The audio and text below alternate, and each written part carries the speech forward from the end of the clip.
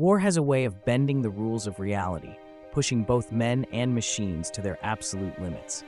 But sometimes the extraordinary defies explanation altogether. This is the story of a bomber that flew on, against all odds, with no one aboard to guide her. On September the 6th, 1944, a 9th Air Force B-26b model bomber had taken off with her crew of 7. The B-26 Marauder was no easy plane to fly and had been prone to accidents.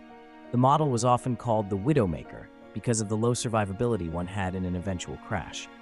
The last few days had been very busy and demanding for the Allied bombers and their crews. Europe was being liberated. Many strongholds and strategic German positions were still holding out and needed to be taken out. What happened in the air above West Flanders this 6th of September was supposed to be a routine bombing run, one of many carried out during World War II. In the Belgian skies, the German Luftwaffe was not as powerful as she had been in the beginning of the war. What happened on the ground below, on this date, was also the complete liberation of the town of Poperinge and its surroundings. The area was filled with retreating German units, liberating Polish armored units and Canadian infantry. In the afternoon, whilst everyone was still celebrating, a B-26 Marauder could be seen flying low over the city, taking a turn and come in for an emergency belly landing just outside the city. It descended at a slow and steady angle. It landed a textbook belly landing and came to a stop in a freshly plowed field. Upon arrival of many civilians and Canadian troops, the plane was found to be abandoned. Everything was still in place and in working order. All guns were mounted and loaded, all equipment and maps were present. Locals who witnessed the crash even spoke of the radio that was still crackling and receiving signals. Everything was there except for the crew. How was this aircraft able to fly alone for so long, without a pilot? How was it possible for it to make a last turn to align itself with the field? No one seems to hold the answers. What makes this story even more mysterious is the fact that right next to this field, there is an old and small little chapel. It has been there for as long as people can remember. It stands next to an ancient black poplar tree who has been here for the last 300 years. It is said this place has mysterious and powerful powers, going from healing all who visit to cursing those who have done wrong. Whatever powers it supposedly has, it is strange to think that an unmanned warplane was able to land here, sliding over the field, almost undamaged, with no one at the controls. It has long been the belief that the crew were taken prisoner by retreating Germans moments before the civilians arrived, but in reality, the B-26 landed here hours after the last Germans had fled.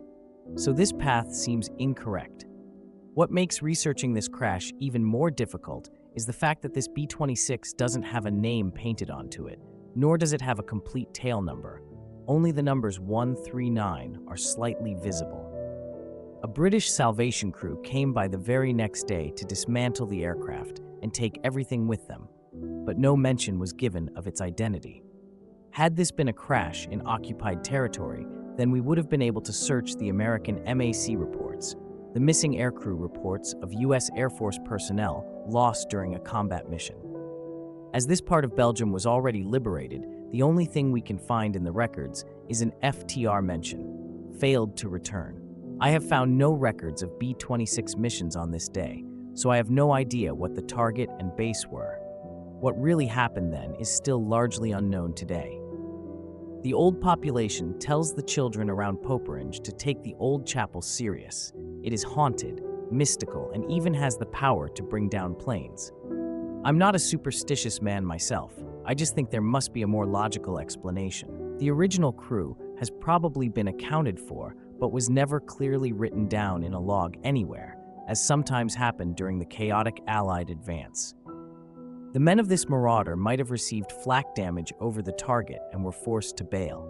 Perhaps the pilot had misjudged the situation and ordered his men out too soon.